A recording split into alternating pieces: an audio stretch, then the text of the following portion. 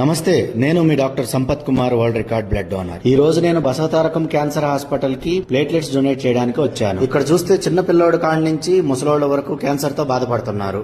అసలు క్యాన్సర్ రావడానికి కారణాలేంటో ఈ వీడియో చూడండి. మనం మార్నింగ్ లేచిన దగ్గర నుంచి ఈవినింగ్ పడుకునేదాకా వాడే ప్రతి పదార్థంలోనూ క్యాన్సర్ వచ్చే అవకాశం ఉంది. మార్నింగ్ లేవగానే టిఫిన్ పార్సిల్ తేడానికి వెళ్తారు. వేడివేడి ఇడ్లీ పార్సిల్ చేసేదానికన్నా ముందు దాని మీద ప్లాస్టిక్ కవర్ వేస్తాడు. క్యాన్సర్. ఒకవేళ ఫుడ్ ఇంట్లోనే ప్రిపేర్ చేసుకుని తిందామని ప్లేట్లో పెట్టుకుంటే ఆ plate China plastic. Cancer.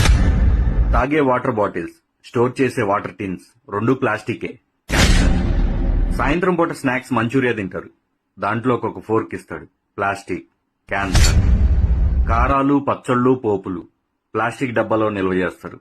Cancer. స్నానం చేయడానికి ప్లాస్టిక్ బకెట్ లో హీటర్ పెడుతున్నారు. వాటరే కాదు, ప్లాస్టిక్ బకెట్ కూడా హీట్ ఎక్కువ. క్యాన్సర్. ఆరోగ్యానికి కొబ్బరి బొండ తాగుతారు, కానీ దాంట్లో ప్లాస్టిక్ స్ట్రా వాడతారు.